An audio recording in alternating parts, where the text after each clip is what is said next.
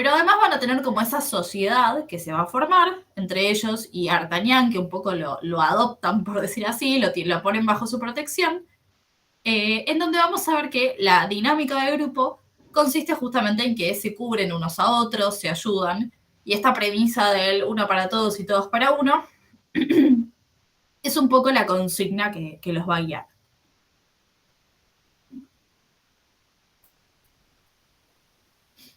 Bien.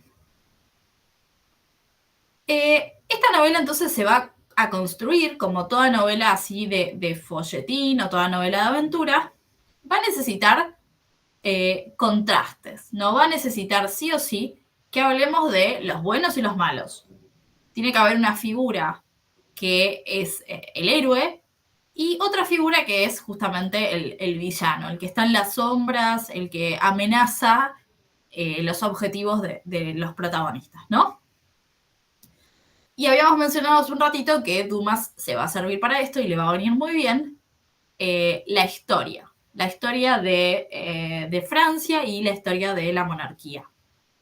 Entonces vamos a tener muy divididos los bandos, vamos a tener al rey un poco en medio y el malo, por decir así, de esta historia va a ser el cardenal Richelieu, que es el consejero del rey, como por decir así, el primer ministro, que de hecho fue un personaje histórico del cardenal Richelieu, existió, fue primer ministro del rey, pero no exactamente no en esta época que menciona Dumas, sino un poquito después.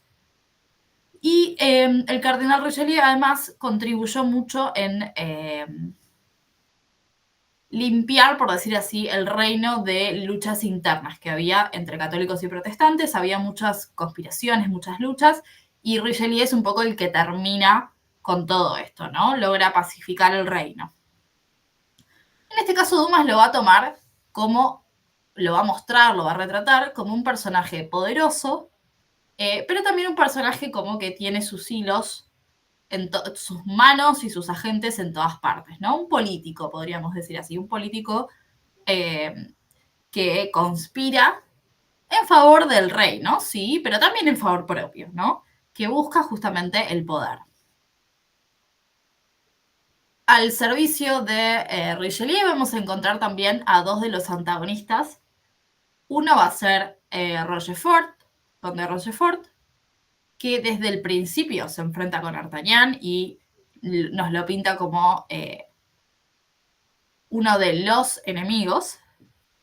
Y a la que finalmente vamos a ver que es la verdadera antagonista, que es el personaje de Milady de Winter, que es agente del cardenal, pero también tiene sus manos en todos lados y vamos a ver que sus negocios son bastante sucios, ¿no? Y su historia personal también guarda varios secretos.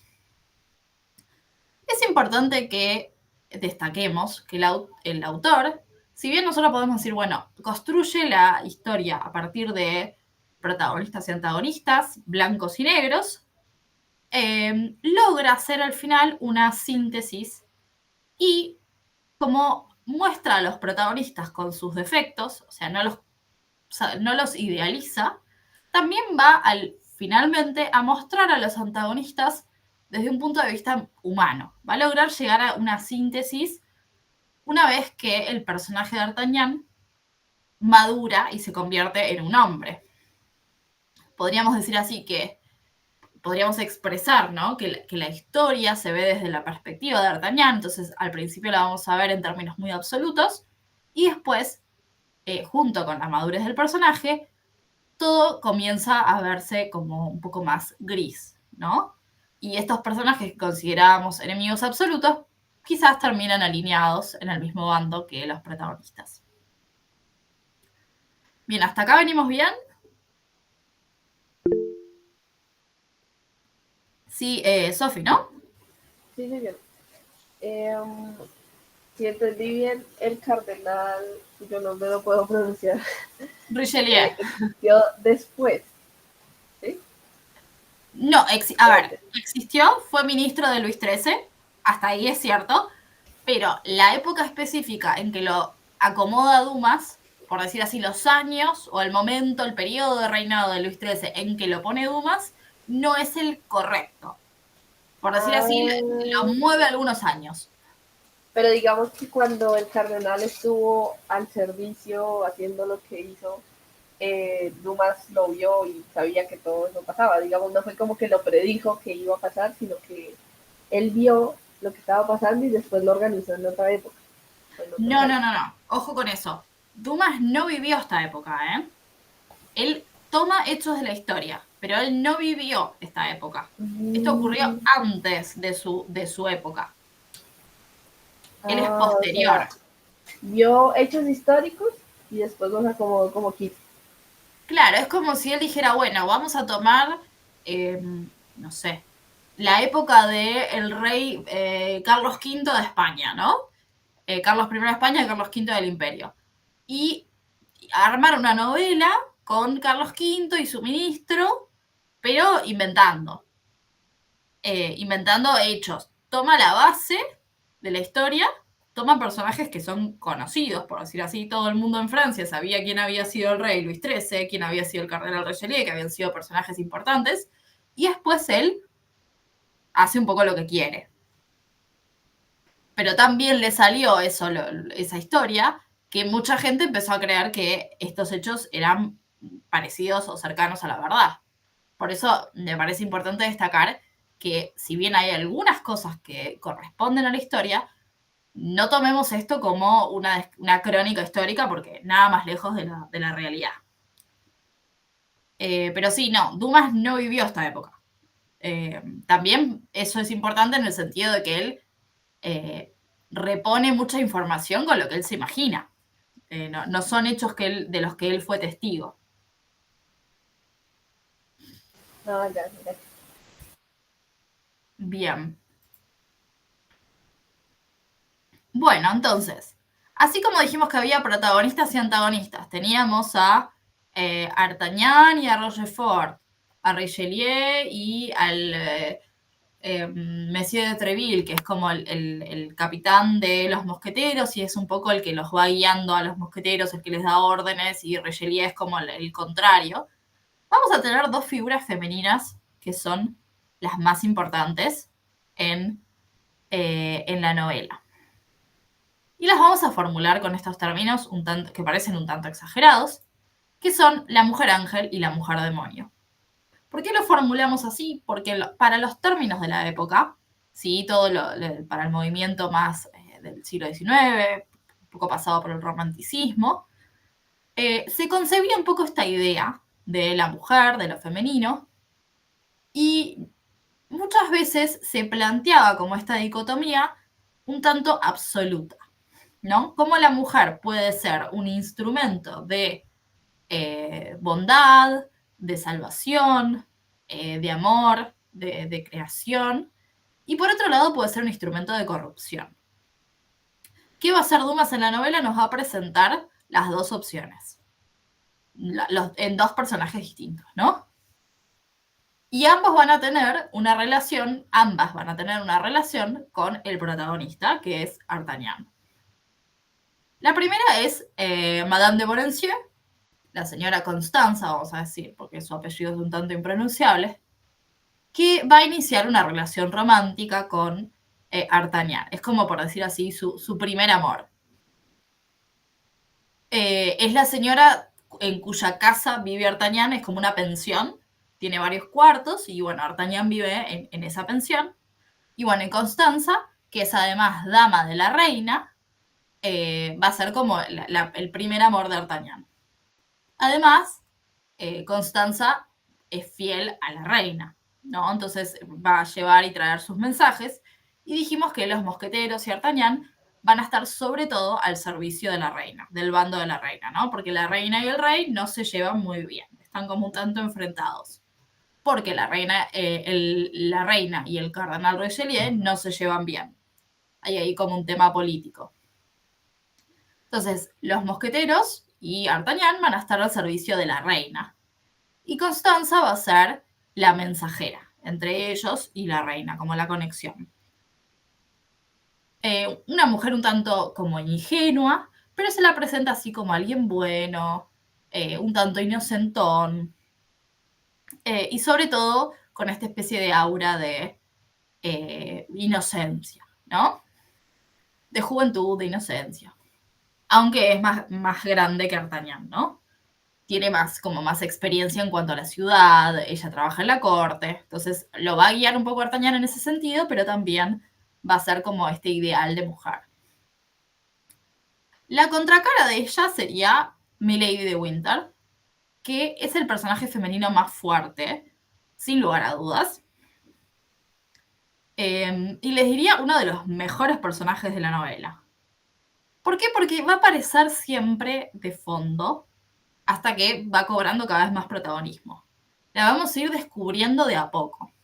Ya desde el principio como que se nos insinúa la presencia de ella. No va a aparecer en una escena de fondo, se va a escuchar su voz desde un carruaje, se nos la va a ir presentando de a poquito, como la mujer misteriosa que es. Y finalmente, cuando aparece, nadie sabe muy bien de dónde viene ni quién es. Tiene un apellido inglés, pero muchos dicen que no es inglesa, sino que es francesa. Trabaja para el cardenal, pero no se sabe bien desde hace cuánto tiempo, ni siquiera el cardenal sabe mucho de su historia. No se sabe exactamente a quién es leal. Y ella va a usar a Artagnan a su favor, ¿no? Lo va a influenciar, lo va a ir como enamorando y lo va a influenciar para lograr sus propósitos. Y dijimos que Milady de Winter está en el bando del cardenal Richelieu, por lo tanto está en contra de la reina. Vemos entonces que acá tenemos a Artagnan un poco en medio de esta disputa que se va a generar entre los dos bandos y las dos mujeres. Con la ingenuidad propia de la juventud, Artagnan va a caer bajo las redes de Milady, después se va a ir enterando de distintas cosas, y finalmente, bueno, va a terminar enfrentado a Milady. No quiero contarles mucho porque hay como varios secretos que se van descubriendo, entonces si no han leído la novela todavía o tienen planeado leerla, me parece que está bueno también que tengan como esa intriga y esa sorpresa inicial. Pero si tuviéramos que decir cuál de los dos personajes está mejor construido, les diría que el de Milady se roba todas las miradas, ¿no? Es el más protagónico.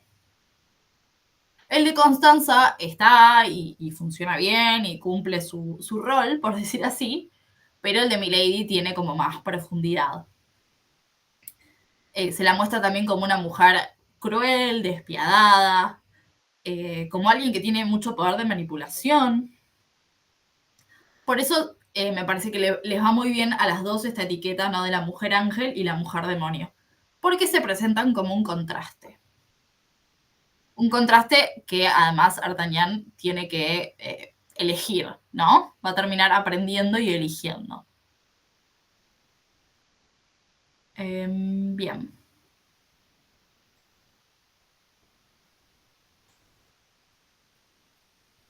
Bueno, esto es algo que ya lo fuimos como adelantando, ¿no? Pero creo que si tuviéramos que rescatar el valor más central de la novela, es justamente este de la lealtad al grupo y a las autoridades. Y la primera regla del mosquetero va a ser justamente esta idea de ser fiel a su propio regimiento, a sus amigos, a su palabra. Y también esta idea de cómo los valores que le van presentando los mosqueteros van educando, por decir así, a el personaje de D'Artagnan. Podríamos decir que casi todos los personajes, yo les puse ahí muchos, casi todos los personajes guardan algún tipo de secreto. Todos los personajes tienen un pasado. Personajes buenos y personajes malos, ¿no?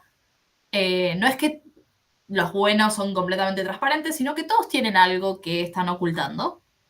Sin embargo, la vara con que se va a medir a los personajes y se los va a catalogar, por decir así, en buenos y malos, es justamente la lealtad o deslealtad.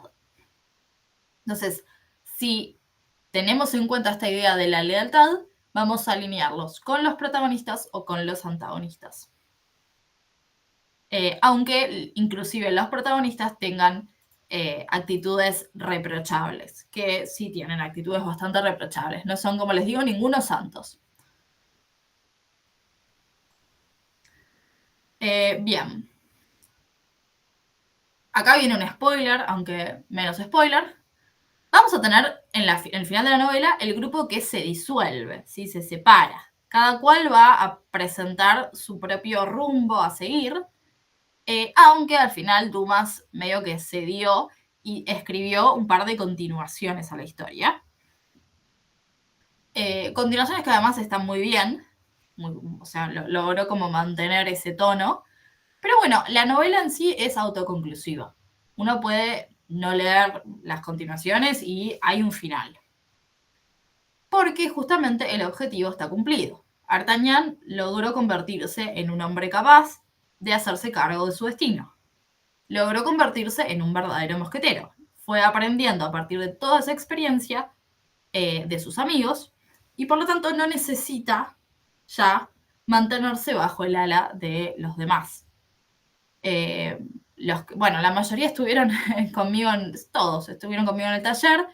Esta idea de la figura del guía que aparece para llevar de la mano al joven héroe, y en algún momento la figura del guía va a desaparecer.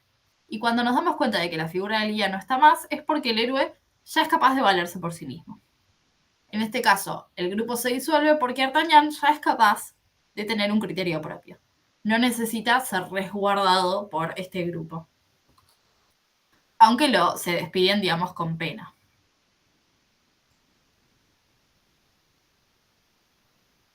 Bien, algunas conclusiones de todo lo que fuimos diciendo.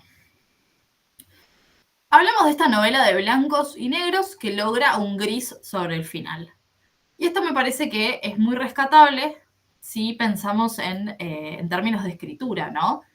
Es fácil caer como en estos antagonismos y es fácil como mantenerlos. Pero llegar a una síntesis de los personajes, a ese equilibrio, a esa madurez, me parece que es algo muy para elogiar y para tener en cuenta, sobre todo si estamos hablando de una novela que es larga, que fue escrita por partes. Entonces, mantener un tono y al mismo tiempo hacer que evolucione el personaje es una tarea que no es para nada simple. Entonces, observar al momento de leer cómo hace Dumas para lentamente ir marcando ese progreso en los distintos personajes. Otra cosa para resaltar, que aprovecha los hechos históricos, pero no se ata a los hechos históricos. ¿Sí? Lo que no sabe lo inventa y lo que no le gusta lo inventa también. Y si lo hace con arte, logra que la historia juegue a su favor y no que lo limite. Entonces, otra cosa para aprender, sobre todo si disfrutan de la ficción histórica y les gustaría escribir ficción histórica, es una buena forma de observar qué es lo que hace Dumas con la parte histórica. Valores para rescatar, tenemos la lealtad y la amistad como virtudes esenciales, sobre todo en la juventud. Y de la mano de eso, la importancia del rol paterno, ¿no? Los tres mosqueteros actúan de alguna manera, sobre todo Athos, como padres, por decir así, de D'Artagnan, y le van marcando ese rumbo, esa progresión durante su adolescencia. Pensemos que, bueno, no tanto adolescencia, sino, sí, adolescencia tardía, temprana juventud, porque cuando comienza la novela, D'Artagnan tiene 18 años. Y cómo es importante, son importantes esas figuras masculinas y también las figuras femeninas, ¿no? Porque va aprendiendo a partir también del tratamiento con todos los personajes y van logrando que el personaje se desarrolle, aprenda y crezca. Bien, bueno, hasta acá un poco mis conclusiones, pero me interesa conocer las conclusiones de ustedes o las impresiones de ustedes. No sé si han leído la novela, pero me interesa saber si les despierta interés, qué opinan de este tipo de género.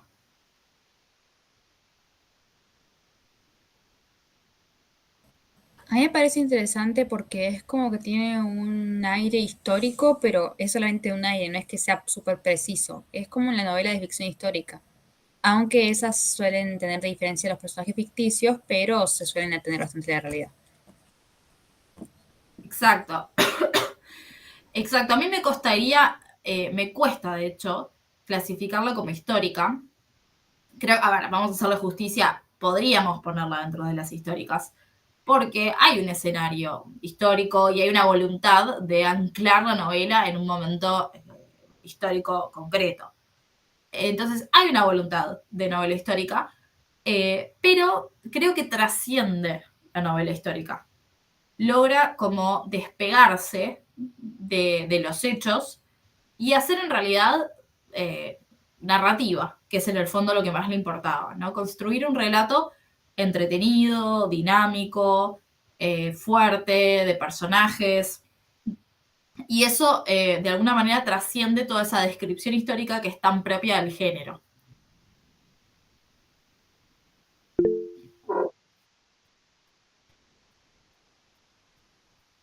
Sí, por ahí tengo un gusto por los clásicos de niña. Bueno, buenísimo.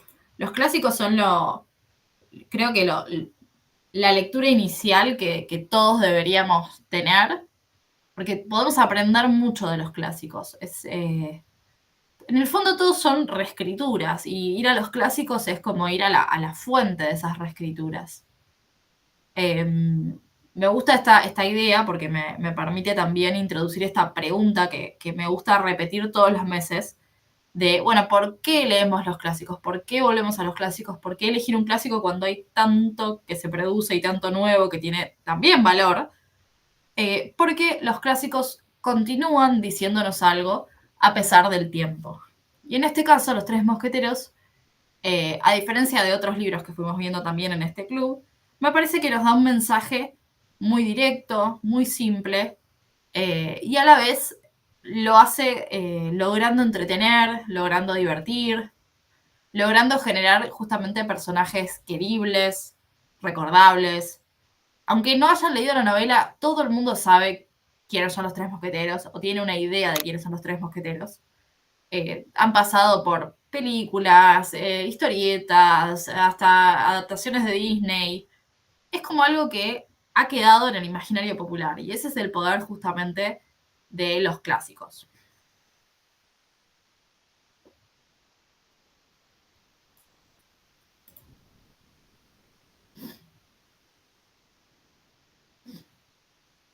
Bien, ¿algún otro comentario, otra idea, preguntas?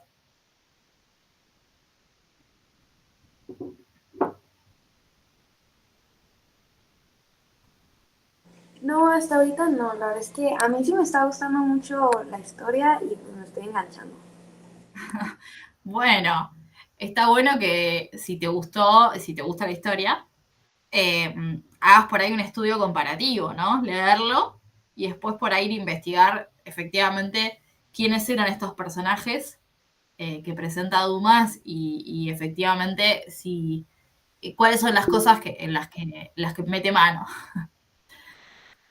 Sí, Sofi.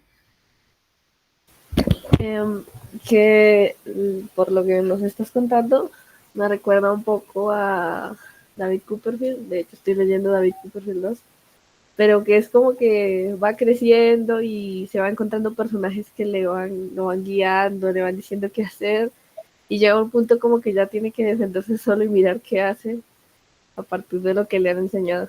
Entonces me recuerdo mucho. Tal cual, sí. En este caso te diría que está un poquito más condensado, hay como menos tiempo entre el principio y el final de la novela. No sé exactamente cuánto tiempo, pero te diría que pasan como mucho entre el principio de Los Tres Mosqueteros y el final. Un año y medio, dos, o sea, no es un periodo de tiempo muy largo, pero sí es un periodo de tiempo muy crucial, ¿no? De muchos cambios. Entonces, es verdad esto que decís de observar cómo el personaje al principio no se puede desenvolver solo y cómo al final lo dejamos ya con experiencia, con otra mirada. y cómo el lector también puede ir creciendo con ese personaje, ¿no? Adelantando la historia y cómo ir también adquiriendo esa experiencia.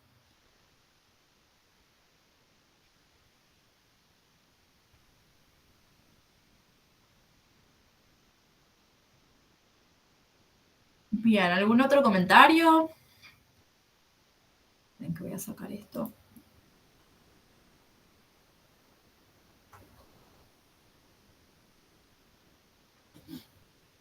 Bien, bueno, chicos, ideas que quiero que se lleven, sobre todo que se lleven muchísimas ganas de leer el libro.